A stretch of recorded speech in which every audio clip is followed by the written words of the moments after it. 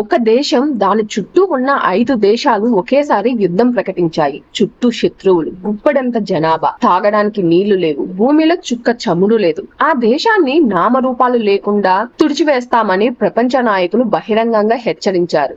అదే ఆ దేశమే ఇజ్రాయెల్. కానీ ఈ రోజు సీన్ కట్ చేస్తే ప్రపంచంలోనే టాప్ 8 శక్తివంతమైన దేశాలలో ఒకటిగా ఇజ్రాయెల్ నిలిచింది. అమెరికా నుండి ఇండియా వరకు ప్రతి ఒక్కరూ ఈ చిన్న దేశం కనిపెట్టే టెక్నాలజీ కోసం ఎదురు చూస్తున్నారు. అసలు వనరులే లేని దేశం కేవలం 50 ఏళ్లలో ఒక అజేయమైన శక్తిగా ఎలా ఎదిగింది? ఇజ్రాయెల్ వాడిన ఆ సీక్రెట్ స్ట్రాటజీ ఏమిటి? కథ 14 మే 1948 మొదలయ్యింది. ఇజ్రాయెల్ స్వతంత్రం ప్రకటించుకున్న మరుసటి రోజే ఈజిప్ట్, సిరియా, జోర్డాన్, ఇరాక్ మరియు లెబనాన్ ఈ 5 దేశాలు ఏకమై ఇజ్రాయెల్ మీద దాడి చేశాయి. అప్పుడు ఇజ్రాయెల్ దగ్గర సరైన తుపాకులు కూడా లేవు. కానీ వారి దగ్గర ఒక అద్భుతమైన ఆయుధం ఉంది. అదే సైకలాజికల్ వార్ఫేర్. యుద్ధంలో బాంబులు అయిపోయినప్పుడు ఇజ్రాయెల్ సైనికులు పాత గాజు సీసాలను విమానాల నుండి కింద పడేశారు. అవి నేలకేసి కొట్టుకున్నప్పుడు వచ్చే శబ్దం భయంకరమైన బాంబు పేలుడులా వినిపించేది. ఆ శబ్దానికి భయపడి అరబ్ సైనికులు తమ దగ్గర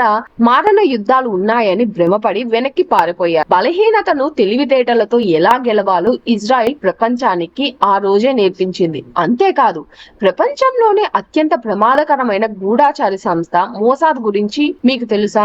మోసాద్ ఏజెంట్ ఏలీ కోహెన్ ఒక బిజినెస్ మ్యాన్ లాగా సిరియాలోకి ప్రవేశించి ఆ దేశ రక్షణ మంత్రి అయ్యేంత స్థాయికి వెళ్లారు. సిరియా సైనికులు ఎండలో ఇబ్బంది పడుతున్నారని వారికి నీడ కోసం యూకలిప్టస్ చెట్లను నాటించాడు. కానీ ఆ చెట్లు నాటించింది నీడ కోసం కాదు. ఇజ్రాయెల్ సైన్యం దూరం నుండి ఆ చెట్లను చూసి శత్రువుల స్థావరాలను గుర్తించి బాంబులు వేయడానికి. దీన్నే ఇంటెలిజెన్స్ పవర్ అంటారు. అయితే ఇజ్రాయెల్ కేవలం యుద్ధాలతోనే గొప్పది కాలేదు. వారి విద్యా వ్యవస్థ ఇందుకు ప్రధాన కారణం. ఇక్కడ విద్యార్థులు మార్కుల కోసం చదవరు, సమాజంలో ఉన్న సమస్యలను పరిష్కరించడం కోసం చదువుతారు.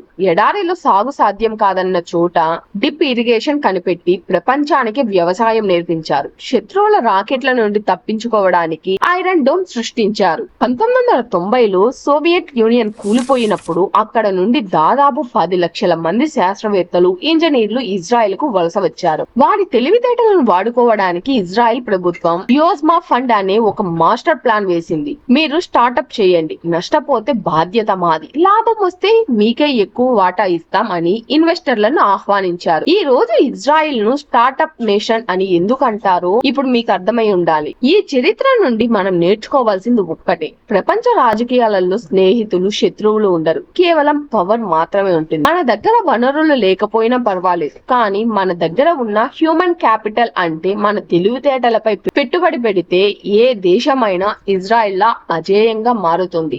ఇజ్రాయెల్ ప్రయాణం మనకు నేర్పే పాఠం ఏంటంటే, సమస్యలు నిన్ను ఆపలేవు, ఒకవేళ నీ దగ్గర వాటిని దాటే బలమైన సంకల్పం మరియు విజ్ఞానం ఉంటే. మరిన్ని ఇంట్రెస్టింగ్ వీడియోస్ కోసం ఇప్పుడే దినకర్ టాక్స్ ని సబ్స్క్రైబ్ చేసుకోండి. ధన్యవాదాలు.